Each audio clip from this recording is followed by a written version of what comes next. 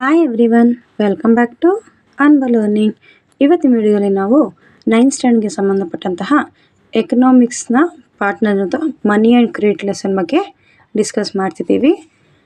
ಈ ಲೆಸನ್ ನಾವು ಏನೇನು ಕಲಿತೀವಿ ಅಂತ ನೋಡಿದ್ರೆ, importance, evolution and function of money, indigenous bankers and types of credit, evolution of banks and their types, introduction of different types of bank deposits, establishment and functions of Central Bank of India.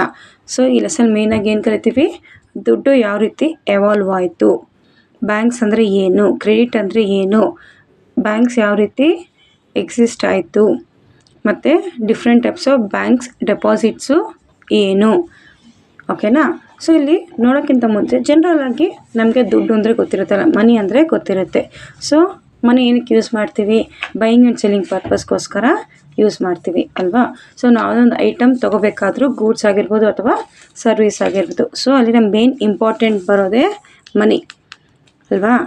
So ಆ ಮನಿ ಯಾವ ರೀತಿ ಆಯಿತು ಅಂತ ನೋಡೋಣ.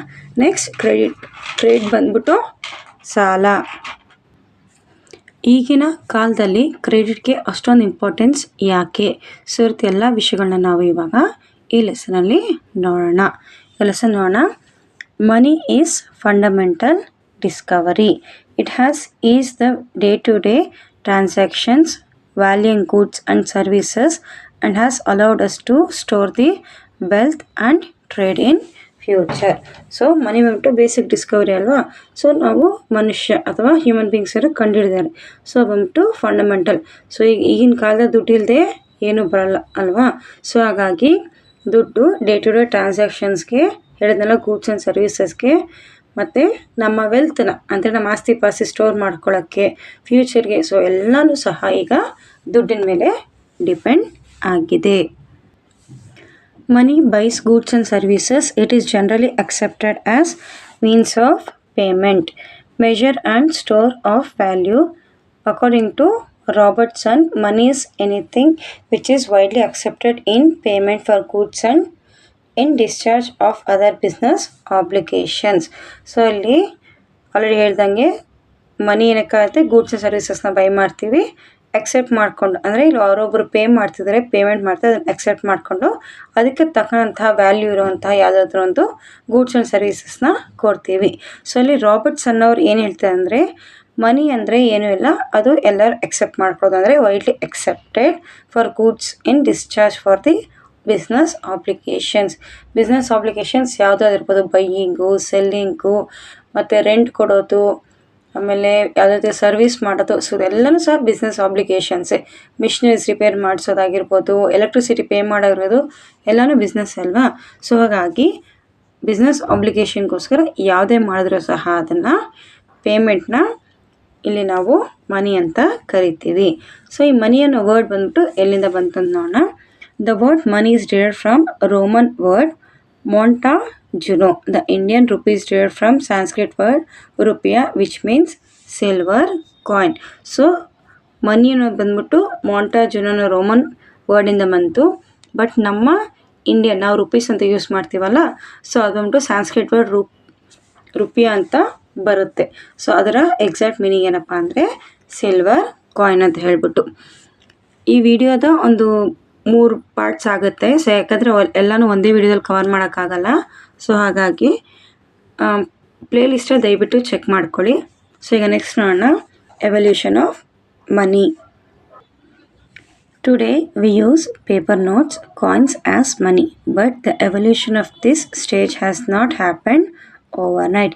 It looks thousands of years to reach such a stage ಅಲ್ವಾ. So ಇವಾಗ ನಾವು ಪ್ರೆಸೆಂಟಾಗಿ ಏನು ಯೂಸ್ ಮಾಡ್ತೀವಿ, paper money.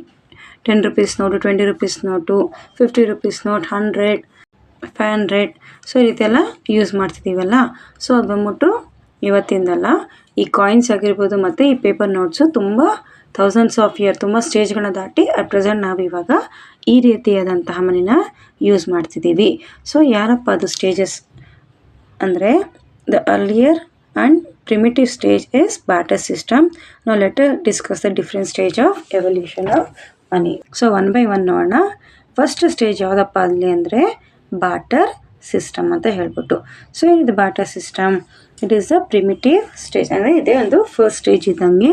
Man exchange goods for goods without the use of money. ಅಂದರೆ ಅಲ್ಲಿ ಮನಿ ಅನ್ನೋ ಕಾನ್ಸೆಪ್ಟೇ ಇಲ್ಲ. ಸೊ ಒಂದು ಮನುಷ್ಯ ಅವನಿಗೇನು ಬೇಕು ಅದನ್ನು ಇನ್ನೊಬ್ಬರು ಮನುಷ್ಯರ ತಗೊಂಡು ಅವ್ರ ಹತ್ರದಿಂದ ಮತ್ತು ಇವರು ಸಹ ತಗೋತಿದ್ರು. Barter was extremely difficult method of trade involving lots of time and energy. So ಇದಕ್ಕೆ ಲಾಟ್ ಆಫ್ ಟೈಮ್ ಎನರ್ಜಿ ಮಾತ್ರ ಬೇಕಾಗುತ್ತೆ. ಯಾಕಪ್ಪ ಅಂದರೆ ಒಂದು ಎಕ್ಸಾಂಪಲ್ ಮುಖಾಂತರ ಎಕ್ಸ್ಪ್ಲೇನ್ ಮಾಡಿದ್ರೆ ನೋಡೋಣ. If A had a cow and wanted sheep in exchange, A had to search an individual who not only had a sheep but also who need cow in exchange. Correct ಅಲ್ವಾ?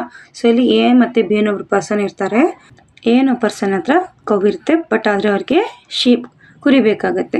So ಇಲ್ಲಿ ಇನ್ನೊಬ್ರು ಯಾವುದೋ person ನೋಡಬೇಕು. So ಅವ್ರು ಬಂದ್ಬಿಟ್ಟು ಶೀಪ್ನ ಕೊಡೋಕ್ಕೂ ready ಇರಬೇಕು ಮತ್ತು ಕೌನ ತೊಗೊಳಕ್ಕೂ ready ಇರಬೇಕು. ಸೊ ಅಂಥ ಪರ್ಸನ್ ಹುಡ್ಕೋದು ತುಂಬ ಕಷ್ಟ ಆಗುತ್ತೆ. So it finally comes across one such individual, then the question is how many sheep are equivalent to one cow. Correct ಅಲ್ವಾ? ಸೊ ಒಂದು ಹಸುನ ಮಾಡ್ತಿದ್ರೆ ಅದಕ್ಕೆ ಬದಲಾಗಿ ಎಷ್ಟು ಶೀಪ್ನ ಕೊಡಬೇಕು. Hence barter system had many deficiencies like lack of double coincidence of wants, common measure of value. So ಅಲ್ಲಿ ವಾಂಟ್ಸ್ ಬೇರೆ ಬೇರೆ ಇರುತ್ತೆ ಮತ್ತು ವ್ಯಾಲ್ಯೂ ಸಹ ಅದಕ್ಕೆ ಕರೆಕ್ಟಾಗಿ ಇರಲ್ಲ. ಮತ್ತು ಕಮೋಡಿಟೀಸ್ ಅಂದರೆ ಇಂಡಿವಿಸಿಬಿಲಿಟಿ ಆಫ್ ಕಮೋಡಿಟೀಸ್, ಅಲ್ಲಿ ಕರೆಕ್ಟಾಗಿ ನಾವು ಡಿವೈಡ್ ಮಾಡೋಕ್ಕೂ ಆಗಲ್ಲ ಮತ್ತು ಆ ವೆಲ್ತ್ನ ನಾವು ಸ್ಟೋರ್ ಮಾಡೋದು ಕಷ್ಟ ಆಗುತ್ತೆ. ಸೊ ಈ ಪ್ರೋಸೆಸ್ಸಿಂದ ನೆಕ್ಸ್ಟು ಇನ್ನೊಂದು ಬರುತ್ತೆ, ಅದು ಕಮೋಡಿಟಿ ಮನಿ ಅಂತ. Commodity money, a commodity with a prescribed size and weight was adopted as the money, and everything else was measured in terms of the standard commodity. Different commodities were regarded as commodity money at different economics. For example, cattle in Greece, sheep in Rome, teeth in China. So ಇಲ್ಲಿ commodity money ಅಂದರೆ, so ಇವಾಗ ನಾನು 5 sheeps ಕೊಡ್ತಿದ್ದೀನಿ ಅಂತಂದರೆ so ಅದಕ್ಕೆ ಬದಲಾಗಿ ನೀವು ಒಂದು ಕೌನ ಕೊಡ್ಬೋದು. ಹಳೆ ಎಕ್ಸಾಂಪಲ್ ಅಂದರೆ ಅದೇ ಥರನೇ. ಸೊ ಇಲ್ವಾ, ಸೊ ಇವಾಗ ನಾನು 5 ಶೀಪ್ಸ್ ಕೊಡ್ತಿದ್ದೀನಿ, ಸೊ ನನಗೆ 10 kg ಆಫ್ ರೈಸ್ ಕೊಡಬೇಕು ನೀವು. ಮತ್ತು ಗ್ರೀಸ್ ಬಂದ್ಬಿಟ್ಟು ಕ್ಯಾಟಲ್ನ, ಸೊ ಇವಾಗ ನಾನು 2 ಕ್ಯಾಟಲ್ಸ್ ಕೊಟ್ಟರೆ ನಿಮಗೆ ನೀವು 10 bags ಆಫ್ ವೀಟ್ ಕೊಡಬೇಕು. ಸೊ ಈ ರೀತಿ ಅದನ್ನು ಕಮೋಡಿಟಿ ಮನಿ ಅಂತ ಹೇಳ್ಬಿಟ್ಟು ಮಾಡ್ತಿದ್ರು. ಸೊ ಅಲ್ಲಿ ಸ್ಟ್ಯಾಂಡರ್ಡ್ ಕಮೋಡಿಟಿನೂ ಮಾಡ್ತಿದ್ರು. ಸೊ ಇದು ಬಂದ್ಬಿಟ್ಟು ಸ್ಟ್ಯಾಂಡರ್ಡ್ ಕಮೋಡಿಟಿ ಆಗುತ್ತೆ. ಸೊ ಇಷ್ಟಕ್ಕೆ ಇಷ್ಟೇ ಅಂತ ಹೇಳ್ಬಿಟ್ಟು, ಸೊ ಹಾಗಾಗಿ ಇದನ್ನು ಸಹ ಫಾಲೋ ಮಾಡ್ತಿದ್ರು. The introduction of money as unit of account did not solve all these difficulties of barter. The next stage developed is metallic money. So ಈ ಕಮೋಡಿಟಿ ಮನಿ ಆಗಲಿ ಮತ್ತು ಬಾರ್ಟರ್ ಸಿಸ್ಟಮ್ ಆಗಲಿ ಈ ಮನಿ ಪ್ರಾಬ್ಲಮ್ನ ಸಾಲ್ವ್ ಮಾಡೋಕ್ಕೆ ಆಗಲಿಲ್ಲ. ಸೊ ಹಾಗಾಗಿ the next stage ಯಾವುದು? Metallic money. So ಮೆಟಲ್ನ ಯೂಸ್ ಮಾಡಿ ಮನಿ ಮಾಡ್ತಿದ್ದು. The precious metal especially gold, silver, bronze were used for metallic money. So ಯಾವ ಮೆಟಲ್ ಯೂಸ್ ಮಾಡ್ತಿರೋ? ಗೋಲ್ಡ್, ಸಿಲ್ವರ್ ಮತ್ತು ಬ್ರಾನ್ಸ್. ಸೊ ಇಲ್ಲಿ standard weight and fineness of the metal especially gold and silver with the seal on it become a medium of exchange. So ಇಲ್ಲಿ ಎಲ್ಲ example ಕೊಟ್ಟಿದ್ದಾರೆ ನೋಡಿ. So ಇದೆಲ್ಲ medium of exchange ಅಂತ ಹೇಳ್ಬಿಟ್ಟು ಮಾಡ್ತಿದ್ರು. ಓಕೆನಾ? ಸೊ ಇದು ಬಂದ್ಬಿಟ್ಟು ಒಂದು ಅಕ್ಯುರೇಟ್, ಸೊ ಇಷ್ಟಿದೆ ಅಂತ ಹೇಳ್ಬಿಟ್ಟು. ಸೊ ಅದರ ಶೇಪ್ ಆಗಿರ್ಬೋದು, ಸೈಜ್ ಆಗಿರ್ಬೋದು ಮತ್ತು ವೆಯ್ಟ್ ಮೇಲೂ ಸಹ ಇಲ್ಲಿ ಡಿಸೈಡ್ ಮಾಡ್ತಿದ್ರು. They were of different denomination, easily divisible, portable and were convenient in making payments. Denomination ಅಂದರೆ ನಾನು ಹೇಳ್ತೀರ 5 rupees 10 rupees. ಸೊ ಆ ಥರ ಡಿನಾಮಿನೇಷನ್ಸ್ ಇತ್ತು ಅದ್ರ ಮೇಲೆ, ಮತ್ತು ಈಸಿಯಾಗೂ ಅದು ಕ್ಯಾರಿ ಮಾಡ್ಬೋದಾಗಿತ್ತು ಮತ್ತು ಪೇಮೆಂಟ್ ಮಾಡೋಕ್ಕೂ ಈಸಿ ಆಗ್ತಿತ್ತು. ದ ನೆಕ್ಸ್ಟ್ ಸ್ಟೇಜ್ ಆಫ್ ಡೆವಲಪ್ಮೆಂಟಿಂದ money is paper money. So ಈ ಮೆಟಾಲಿಕ್ ಮನಿ ಆದಮೇಲೆ ನೆಕ್ಸ್ಟ್ ಯಾವ ಬರುತ್ತೆ? Paper money. ಸೊ ನಾವು ಪ್ರೆಸೆಂಟ್ ಯೂಸ್ ಮಾಡ್ತಿದ್ದಿಲ್ವಾ, ಅದು paper money. The metallic money was unsafe to carry from one place to another ಅಲ್ವಾ. So ಎಷ್ಟೊಂದು ಭಾರ ಇರ್ತದೆ. ಇವಾಗ ಯೂಶ್ವಲಿಯಾಗಿ ನಾವು ಕಾಯಿನ್ಸ್ ತೊಗೊಳಕ್ಕೂ ಪೇಪರ್ ತೊಗೊಳಕ್ಕೂ ವ್ಯತ್ಯಾಸ ಇರುತ್ತೆ. ಸೊ ನಾವು 100 ರೂಪಾಯಿ ಕಾಯಿನ್ಸ್ ತೊಗೊಂಡೋದ್ರೆ ಭಾರ ಇರುತ್ತೆ, ಅದೇ 100 ರೂಪಾಯಿದು ಒಂದು ನೋಟ್ ತೊಗೊಂಡೋದ್ರೆ ಅಲ್ಲಿ ವೆಯ್ಟ್ ಇರೋಲ್ಲ ಮತ್ತು easy to carry also.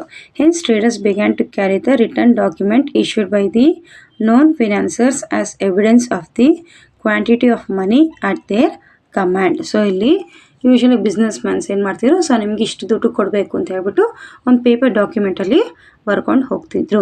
The written document wear not actual money but accepted as they were readily exchange for money on demand. So ಇವಾಗ ಒಂದು ಪರ್ಸನ್ ಅಂದ್ಬಿಟ್ಟು ಒಂದು 1000 ರುಪೀಸ್ಗೆ ಒಂದು ಪೇಪರ್ ಬರ್ಸ್ಕೊಂಡು ಹೋಗ್ತಾರೆ. ಓಕೆನಾ. ಸೊ ಇಷ್ಟು ಕಮಾಡಿಟಿ. ಓಕೆಪ್ಪ, ನೀವೊಂದು ಬಟ್ಟೆ ತೊಗೊಳಕ್ಕೆ ಹೋಗ್ತೀರಾ, ಸೊ ನಿಮ್ಮ ಹತ್ರ ದುಡ್ಡು ಇರಲ್ಲ. ಸೊ ಅವಾಗ ಏನು ಮಾಡ್ತೀವಿ, ಒಂದು ಪೇಪರಲ್ಲಿ ಅಂದರೆ ಡಾಕ್ಯುಮೆಂಟ್ ಕರೆಕ್ಟಾಗಿ ಲೀಗಲ್ ಡಾಕ್ಯುಮೆಂಟ್ ಆಗಿರಬೇಕು ಅದು. ಓಕೆನಾ. ಸೊ ಈ ಥರ 1000 ರುಪೀಸ್ ಕೊಡ್ತೀನಿ ಅಂತ ಹೇಳ್ಬಿಟ್ಟು ಬಟ್ಟೆ ತೊಗೊಂಡು ಹೋಗ್ತೀರಾ.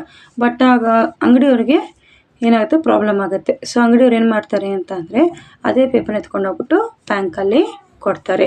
ಸೊ ಮತ್ತು ಬ್ಯಾಂಕಲ್ಲಿ ಕೊಟ್ಟಾಗ ಅದು ಡಿಸ್ಕೌಂಟ್ ಆಗಿ ಆ ಸೇಲ್ಸ್ಮ್ಯಾನ್ಗೆ ಅಥವಾ ಅಂಗಡಿಯವ್ರಿಗೆ ದುಡ್ಡು ಹೋಗುತ್ತೆ. ಸೊ ಇಲ್ಲಿ ಕಸ್ಟಮರ್ ಎಷ್ಟು ಪೇ ಮಾಡಬೇಕಾಗಿರುತ್ತೋ ಅದನ್ನು ಬ್ಯಾಂಕ್ ಅವರು ತಗೋತಾರೆ. Next, people gradually became accustomed to banknotes and they were not used merely as substitutes but as actual money. This happened the respective government of the economy gave the monopoly of note issue to their central banks. So ಇಲ್ಲಿಂದ ಏನಾಗುತ್ತೆ ಅಂದರೆ paper money ಅಂದರೆ ಇವಾಗ ನಾವು use ಮಾಡ್ತಿದ್ದೀರಿ ಈ ಥರ money, so ಇದೆಲ್ಲ ಎವಾಲ್ವ್ ಆಗೋಕ್ಕೆ ಸ್ಟಾರ್ಟ್ ಆಗುತ್ತೆ. ಮತ್ತು ಯಾರು ಇಶ್ಯೂ ಮಾಡೋಕ್ಕೆ ಸ್ಟಾರ್ಟ್ ಮಾಡ್ತಾರೆ ಅಂದರೆ ಸೆಂಟ್ರಲ್ ಬ್ಯಾಂಕ್ ಅವರು ಇಶ್ಯೂ ಮಾಡೋಕ್ಕೆ ಸ್ಟಾರ್ಟ್ ಮಾಡ್ತಾರೆ. ಇಟ್ ಬಿಕಮ್ಸ್ ಲೀಗಲ್ ಟೆಂಡರ್ ಅಂದರೆ ಲೀಗಲಿ ಈ ನೋಟ್ಗೆ ಎಕ್ಸೆಪ್ಟೆನ್ಸ್ ಸಿಗುತ್ತೆ. No individual can refuse the legal tender in the transaction in the respective country.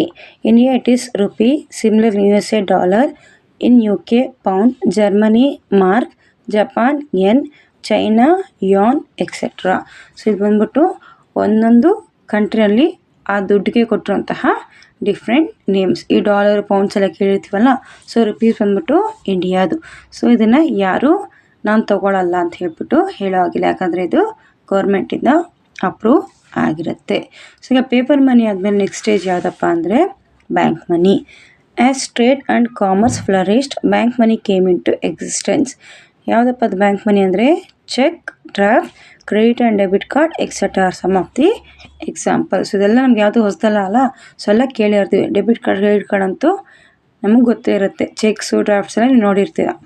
The money can be transferred from deposit to deposit or from deposit to cash with the help of cheques. Cheques are used for transaction of goods and services. Usually business people ನೋಡಿರ್ತೀರಲ್ವಾ, so ಅದರ ಅವ್ರ ಗೂಡ್ಸ್ನ ತೊಗೋಬೇಕಾದ್ರೆ check ಬರೆದ್ಬಿಟ್ಟು ಕೊಡ್ತಾರೆ.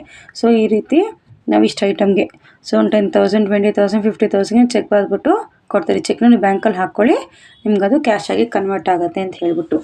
So ಇದು check list ಒಂದು picture ಕೊಟ್ಟಿದ್ದಾರೆ ನಿಮ್ಮ ರೆಫರೆನ್ಸ್ಗೋಸ್ಕರ. Next, credit card and debit card. Credit card enables the holder to buy goods and services on credit at specified suppliers. Credit card is swiped on the electronic machine and payment will be made to seller account from the buyer credit account. So ಇಲ್ಲಿ credit card ನಾವೆಲ್ಲ ಯೂಸೇ ಮಾಡ್ತಿರ್ತೀವಲ್ಲ, ಏನು ಮಾಡ್ತೀವಿ, credit card ಇದೆಯಾ, so credit ಕಾರ್ಡಲ್ಲಿ ನಿಮ್ಗೆ ಇಷ್ಟು ಹೇಳಿರುತ್ತೆ, ಇಷ್ಟು limit ಇರುತ್ತೆ ನಿಮಗೆ ಅಂತ ಹೇಳ್ಬಿಟ್ಟು. ಸೊ ಒಂದು ಕ್ರೆಡಿಟ್ ಕಾರ್ಡ್ 30,000 ಲಿಮಿಟ್ ಇದೆ ಅಂದರೆ ನಮ್ಮ ಬ್ಯಾಲೆನ್ಸ್ ಎಷ್ಟಿರುತ್ತೋ ಅದನ್ನು ಮೀರಿನೂ ಸಹ ನಾವು ಕ್ರೆಡಿಟ್ ಅಂದರೆ ಸಾಲ ಮಾಡ್ಬೋದು ಅಂತ ಹೇಳ್ಬಿಟ್ಟು. ಸೊ 30,000 ಇರಬೇಕಾದ್ರೆ ಸೊ ಇವಾಗ ನಾವೇನು ಕ್ರೆಡಿಟ್ ಕಾರ್ಡಲ್ಲಿ ಸ್ವೈಪ್ ಮಾಡಿ ಬರ್ತೀವಿ. ಬಟ್ ಆ ಸೆಲ್ಲರ್ಗೆ ಯಾರು ಕೊಡ್ತಿರೋ ದುಡ್ಡು, ಬ್ಯಾಂಕ್ ಅವರು ಸೆಟ್ಲ್ ಮಾಡ್ತಾರೆ. ಓಕೆನಾ. ಬ್ಯಾಂಕ್ ಅವರು ಸೆಟ್ಲ್ ಮಾಡಿದಾಗ ಕಸ್ಟಮರು ಯಾರಿಗೆ ಪೇ ಮಾಡ್ತಾರೆ, ಈಗ ಬ್ಯಾಂಕ್ಗೆ. ಸೊ ಆಲ್ರೆಡಿ ಬೈಯರ್ಗೆ ಸೆಟ್ಲ್ ಆಗಿದೆ, ಯಾಕಂದರೆ ಬ್ಯಾಂಕ್ ಅವ್ರು ಪೇ ಮಾಡಿದ್ದಾರೆ. ಸೊ ಬ್ಯಾಂಕ್ ಅವ್ರು ಸುಮ್ಮನೆ ತೊಗೋತಾರಾ, ಇಲ್ಲ. ಸೊ ಒಂದು 30 days, 40 days, 45 days ಏನು ಮಾಡ್ತಾರೆ, ಕ್ರೆಡಿಟ್ ಪೀರಿಯಡ್ ಅಂತ ಕೊಡ್ತಾರೆ. ಸೊ ಅದಾದಮೇಲೆ ಅವರು ಇಂಟ್ರೆಸ್ಟ್ನ ಚಾರ್ಜ್ ಮಾಡ್ತಾರೆ. Next, debit card.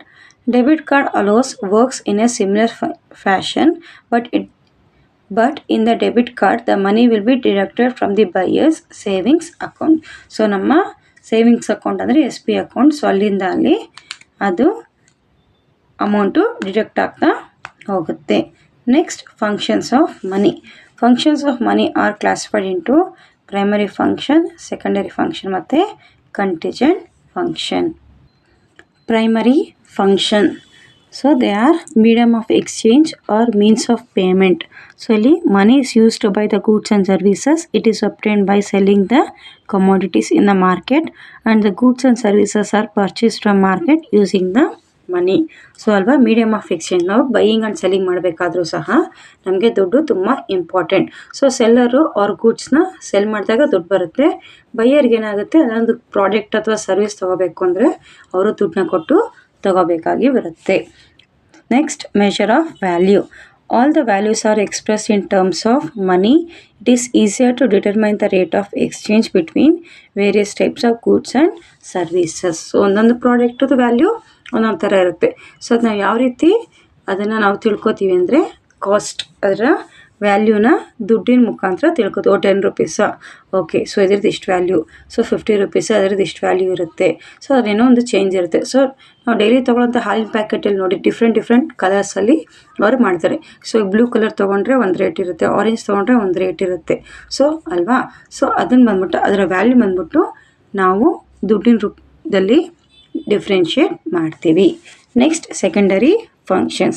The 3 important secondary functions are standard of deferred payment, means money helps the future payment too.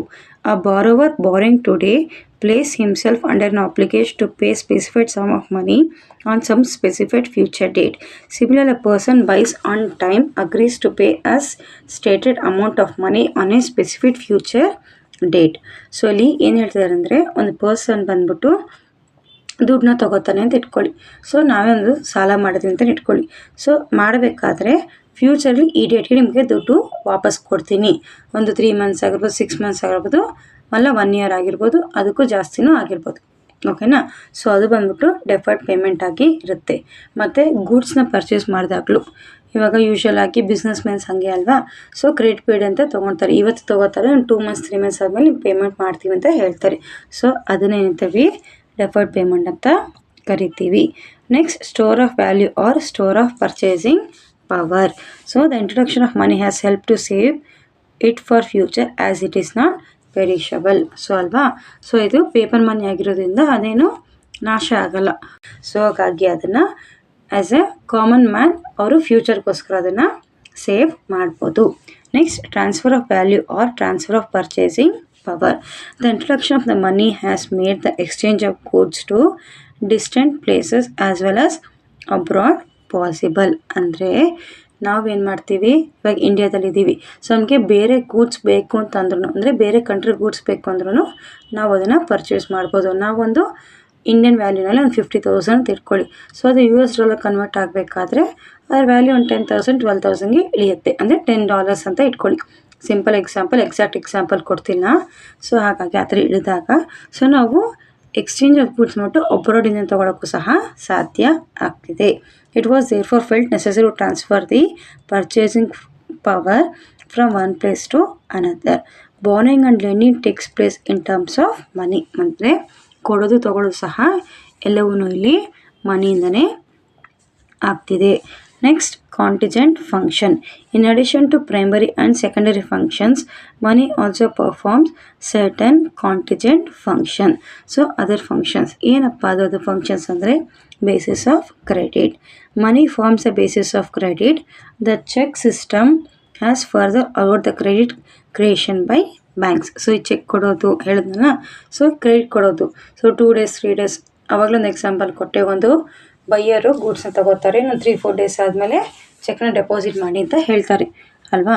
So ಅದಂತೂ ಬೇಸಿಸ್ ಆಫ್ ಕ್ರೆಡಿಟ್ ಆಗಿ ಆ್ಯಕ್ಟ್ ಆಗುತ್ತೆ. Next, increase productivity of capital. Money in the form of capital is put to several uses. The liquidity of future of money has helped the capital to be transferred from less productive to more productive uses. Usual ಆಗಿ business ನಾವು invest ಮಾಡೋದನ್ನ ಅಂತ ಕರಿತೀವಿ, capital ಅಂತ ಕರಿತೀವಿ. So ಆ ದುಡ್ಡನ್ನ ಅಥವಾ ಆ ವ್ಯಾಲ್ಯೂ ಆಫ್ ಗೂಡ್ಸ್ನ ಒಂದು ಕೈಯಿಂದ ಇನ್ನೊಂದು ಕೈಗೆ ಚೇಂಜ್ ಮಾಡ್ಬೋದು. ಇವಾಗ ಒಂದು 10 lakh rupees ಹಾಕ್ಬಿಟ್ಟು ಒಂದು ಕಾರ್ ತೊಗೊತೀರಾ ಅಂತ ಇಟ್ಕೊಳ್ಳಿ. ಸೊ ಒಂದು ಸ್ವಲ್ಪ ವರ್ಷ ಯೂಸ್ ಮಾಡಿದ್ಮೇಲೆ ಅದೇ ಕಾರ್ನ ನೀವು ಬೇರೆಯವ್ರಿಗೆ ಸೆಲ್ ಮಾಡ್ತೀರಾ. ಸೊ ಅಲ್ಲಿ ನೀವು ಹಾಕಿರೋಷ್ಟು ಅಮೌಂಟ್ ಬರದೇ ಇರ್ಬೋದು, ಬಟ್ ಅಲ್ಲಿ ಏನಾಗುತ್ತೆ ಅಂದರೆ ಅಟ್ಲೀಸ್ಟ್ ಒಂದು ಸ್ವಲ್ಪ ದುಡ್ಡಾದರೂ ಬರುತ್ತೆ. ಸೊ ಅಲ್ಲಿ ಲಿಕ್ವಿಡಿಟಿ ಅಂದರೆ easily convertible to money. So ಅದಂತೂ ಫ್ಯೂಚರ್ಗೆ ಅದು ತುಂಬ ನಮಗೆ ಯೂಸ್ ಆಗುತ್ತೆ. ಇನ್ನು ಈ ವಿಡಿಯೋದಲ್ಲಿ ನಿಮಗೆ ಏನಾದರೂ ಡೌಟ್ ಇದ್ದರೆ ಕಮೆಂಟ್ ಮಾಡಿ. ಇದರ ನೆಕ್ಸ್ಟ್ ಪಾರ್ಟ್ ನಿಮಗೆ ನೆಕ್ಸ್ಟ್ ವಿಡಿಯೋದಲ್ಲಿ ಅಪ್ಲೋಡ್ ಮಾಡ್ತೀನಿ. ಪ್ರತಿಯೊಂದು ಲೆಸನ್ನು 1, 2 ಅಥವಾ 3 ವಿಡಿಯೋಗಳು ಇದ್ದೇ ಇರುತ್ತೆ. ದಯವಿಟ್ಟು ಪ್ಲೇಲಿಸ್ಟ್ನಲ್ಲಿ ಚೆಕ್ ಮಾಡ್ತೀರಿ. ನಾವು ಕಲಿಯೋಣ, ಬೇರೆಯವ್ರಿಗೂ ಕಲಿಸೋಣ, ನಾವು ಬೆಳೆಯೋಣ, ಎಲ್ಲರನ್ನು ಬೆಳೆಸೋಣ. ತಪ್ಪದೆ ಚಾನಲ್ಗೆ ಲೈಕ್ ಮಾಡಿ, ಸಬ್ಸ್ಕ್ರೈಬ್ ಮಾಡಿ. ನಿಮ್ಮ ಫ್ರೆಂಡ್ಸ್, ಫ್ಯಾಮಿಲಿ ಇಲ್ಲ ಯಾರಿಗಾದರೂ ತುಂಬ ನೀಡಿದರೆ ದಯವಿಟ್ಟು ಅವ್ರಿಗೆ ಶೇರ್ ಮಾಡಿ. Thank you.